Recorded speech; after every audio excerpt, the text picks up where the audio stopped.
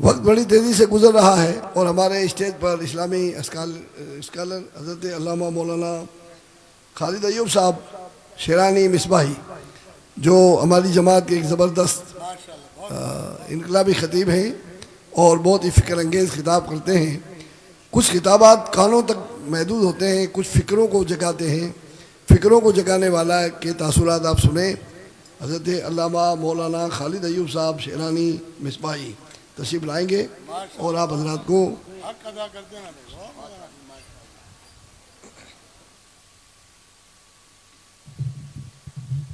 السلام علیکم ورحمۃ اللہ وبرکاتہ. نحمد و نصلی و نسلم علی رسول الکریم، اما بعد، فاعوذ باللہ من الشیطان الرجیم، بسم اللہ الرحمن الرحیم. سبحانک لا علم لنا الا ما علمتنا انک انت العلیم الحکیم.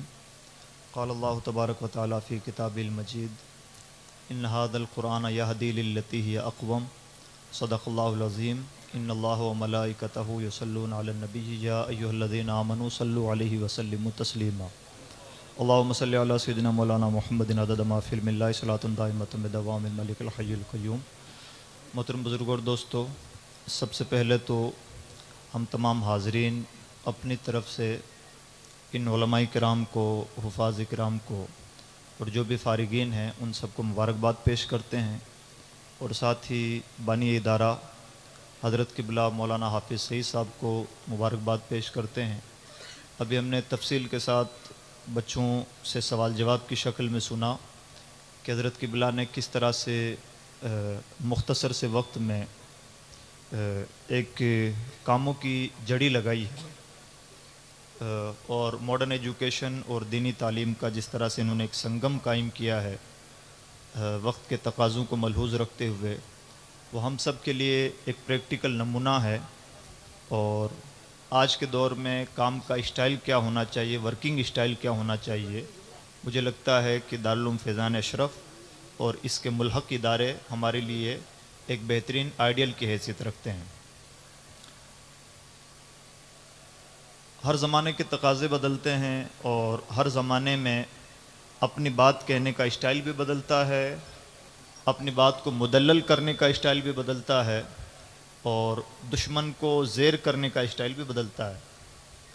آج کا جو ہمارا زمانہ ہے یہ دنیا میں ذہنی اور فکری لڑائی کا زمانہ ہے، اور اس لڑائی کے زمانے میں یہ تو ہمیشہ ہمیں باور رہنا چاہیے کہ حق اور باطل کی جو لڑائی ہے وہ ہمیشہ سے چلتی رہی ہے.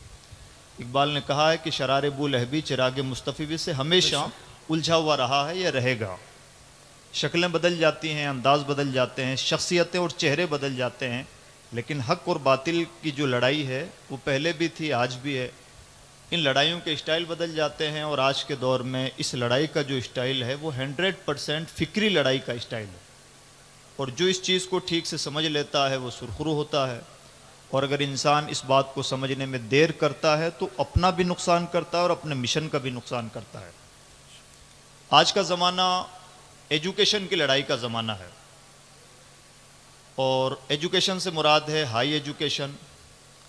اور اگر ہم ہائر ایجوکیشن میں ہم اپنے مسلمانوں کا، اپنے گراف کا تجزیہ کریں تو سچر کمیٹی کی رپورٹ بہت چونکانے والے آنکڑے پیش کرتی تھی، اور ابھی تازہ سروے میں یہ پایا گیا ہے کہ بھارت کی سرزمین پر ڈراپ آؤٹ ریٹ سب سے زیادہ مسلمانوں کا ہے.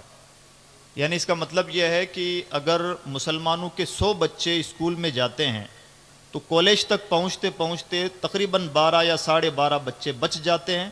باقی 88% بچے وہ ہوتے ہیں جو اسکول چھوڑ چکے ہوتے ہیں. یہ آج کی تاریخ میں ہماری ریئل سچویشن ہے، جبکہ ہمیں کئی بار لگتا ہے کہ نسبتاً تعلیم میں بیداری آئی ہے. اور اگر اس چیز کو ہم وومن ایجوکیشن پہ لے جائیں، یعنی عورتوں کی تعلیم پہ لے جائیں، تعلیم نسواں پہ لے جائیں، تو یہ ہمیں یہ سن کر شاید حیرت ہو کہ ہمارا ریئل پرابلم ٹرپل طلاق نہیں ہے. ہمارے سماج کا ریئل پرابلم عورتوں کا ان ایجوکیٹ ہونا ہے، اور وہ پرابلم یہ ہے کہ ہماری صرف 2.5% عورتیں گورنمنٹ کے آنکڑوں کے مطابق تعلیم یافتہ ہیں. 97.5%، یعنی ہماری شریعت میں جتنا زکوٰۃ دینے کا حکم دیتی ہے، ہماری عورتیں اتنی ہی تعلیم حاصل کر پا رہی ہیں. 97.5% عورتیں آج بھی ہمارے گھروں میں ہماری گورنمنٹ کے آنکڑوں کے مطابق جاہل ہیں. اور یہ ہے ریئل پرابلم. یہ اس وقت سچویشن ہے جب UN میں کوئی عورت اسپیکر بنی ہوئی ہے. اس وقت بھارت کی سرزمین پر مسلم عورتیں صرف 2.5% پڑھی لکھی ہیں، اور ہم چاہیں کہ ہمارے سماج میں کوئی بہت بڑی بیداری پیدا ہو جائے تو مجھے لگتا ہے کہ بہت دور کی کوڑی ہے. اس لیے ہر دور میں دیکھیے مسائل کے حل کے طریقے الگ الگ ہوتے ہیں. کوئی گھٹنا گھٹی، ابھی جیسے پرسوں کسی بدبخت نے حضور نبی اکرم صلی اللہ علیہ وسلم کی شان میں گستاخی کی. جو غیرت مند لوگ ہیں اس کے تعلق سے چراغ پا ہیں، اپنی سی کوششیں کر رہے ہیں، جس کے بس میں جو ہے وہ کرتا ہے. اور کئی بار ہم اپنی غیرتوں کو ایسے موقعوں پر خوابیدہ بھی کر لیتے ہیں، ہم اندیکھی کر دیتے ہیں، ٹال جاتے ہیں، بہانے بازیوں سے کام لے لیتے ہیں. اور کئی بار ہماری تمام کی تمام غیرتیں اس اسٹیج تک، اس مائک تک اور اپنے ممبر و محراب تک محدود رہ جاتی ہے، اور پریکٹیکل طور پر ہماری غیرتیں بہت دور رہ جاتی ہیں. یہ ایک بہت تلخ حقیقت ہے.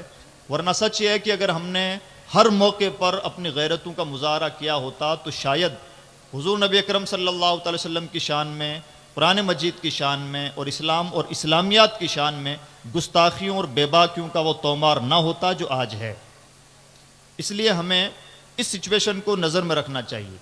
میں ذکر کر رہا تھا کہ ایک گھٹنا ہے، اس گھٹنا کا عام طور پر ہمارے یہاں ریئیکشن یہ ہوتا ہے کہ ہم یا تو گالی گلوچ کرتے ہیں، برائی کا جواب برائی سے دینے کی کوشش کرتے ہیں، یا پھر چراغ پا ہوتے ہیں، احتجاج کرتے ہیں. جبکہ سچی بات یہ ہے کہ بھارت جیسے ملک میں اس کا سیدھا سا علاج ہے لیگل ایکشن لینا. آپ قانونی لڑائی لڑیے، آپ قانون کی دستک دیجئے، آپ FIR درج کروائیے، مقدمہ درج کروائیے، آپ میمورنڈم پیش کیجئے، آپ اپنی بات اپر لیول تک پہنچائیے. اور اگر آپ کی بات آپ کے ملک میں بھی نہیں سنی جاتی تو آج کے دور میں اللہ کا شکر ادا کرنا چاہیے. بہت ساری تکنیکی راستے ہمارے پاس ایسے ہیں کہ اگر ہمارے ملک میں بھی ہماری بات نہیں سنی جاتی تو ہم اپنی بات کو انٹرنیشنل لیول پر لے جا کے پہنچا سکتے ہیں. شرط یہ ہے کہ جذبہ بھی ہو، یہ بے باکی بھی ہو. اور اس بے باکی کے لیے اقبال نے کہا ہے، دل سوچ سے خالی ہے نگہ پاک نہیں ہے، پھر اس میں عجب کیا کہ تو بے باک نہیں ہے. اس بے باکی کے لیے دل میں ذرا سوزش عشق بھی چاہیے، اور نگاہوں کی پاکیزگی بھی ایک بنیادی شرط ہے. اور جب ایسا مومن تیار ہوتا ہے تو اقبال نے ایڈ میں کہا ہے کہ عالم ہے فقط مومن جانباز کی میراث، مومن نہیں جو صاحب لولاک نہیں ہے. تو اگر ہماری نظروں میں یہ گہرائی ہو، گیرائی ہو، بصیرت ہو اور بے باکی ہو تو مجھے لگتا ہے کہ بہت سارے کام کرنا ہمارے لیے آسان ہے. تو اس طرح کی گھٹنائیں گھٹتی رہیں گی، حادثات ہوتے رہیں گے. بہت بڑا ملک ہے، کروڑوں کی 135 کروڑ کی آبادی ہے، سب اتار چڑھاؤ آتا رہے گا.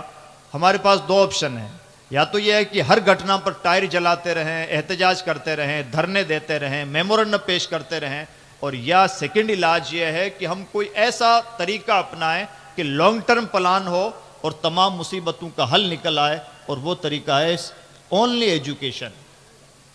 ایجوکیشن کے علاوہ کوئی ایسا راستہ ہمارے پاس نہیں ہے کہ جس سے ہم باوقار زندگی بھی گزار لیں، ہمارے ساتھ حادثات بھی نہ ہوں، ہمارے ساتھ دوہرا سلوک بھی نہ ہو. اس لیے ہمیں ایجوکیشن پر بہت سیریسلی فوکس کرنا ہوگا، بہت سیریسلی محنت کرنی ہوگی. اور ایجوکیشن سے مراد کمپلیٹ ایجوکیشن ہے.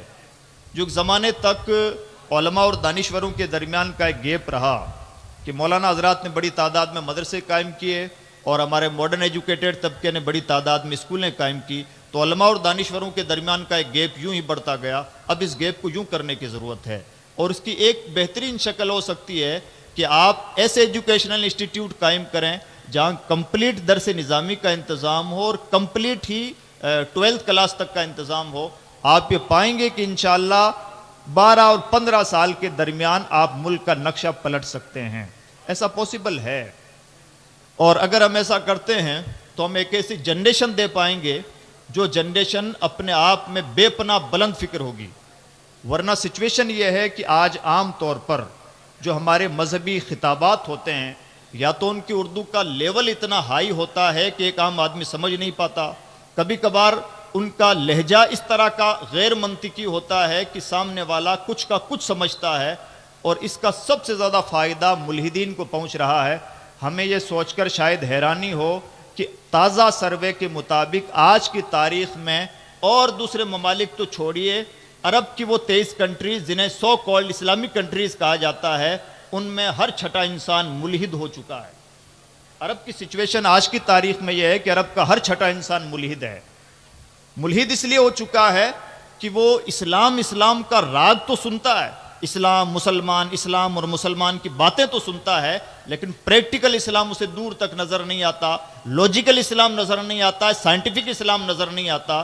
اور ریئل پریشانی یہ ہے کہ کہیں نہ کہیں اسلام کی نمائندگی کرنے والے لاجیکل اسٹائل میں اور سائنٹیفک اسٹائل میں اسلام کو پیش نہیں کر پا رہے ہیں جو وہ چاہتے ہیں، اور جو وہ نہیں چاہتے ہم اس انداز سے پیش کر رہے ہیں جذباتی اسٹائل میں. اس کا نتیجہ یہ ہو رہا ہے غلطی ہے ہماری اور لوگ دوری بنا رہے ہیں اسلام سے.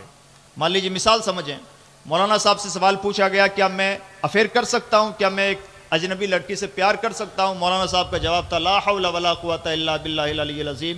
سامنے والے کا جواب تھا اگر میں دنیا میں کسی سے پیار بھی نہیں کر سکتا تو میں ایسے مذہب کو کیوں مانوں؟ دراصل اس سے کوئی انکار نہیں، آپ شریعت کا مسئلہ بتلائیں، لیکن تھوڑا سا سامنے والے کی سائیکولوجی کو بھی نظر میں رکھ لیں. آج کی سچویشن اتنی نازک ہے.